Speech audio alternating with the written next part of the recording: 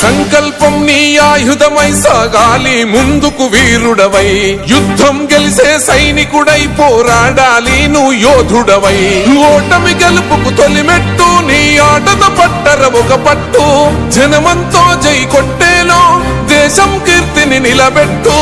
ఏ కష్టం నిన్నాపదురో కృషి ఉంటే నువ్వు ఋషివేరా.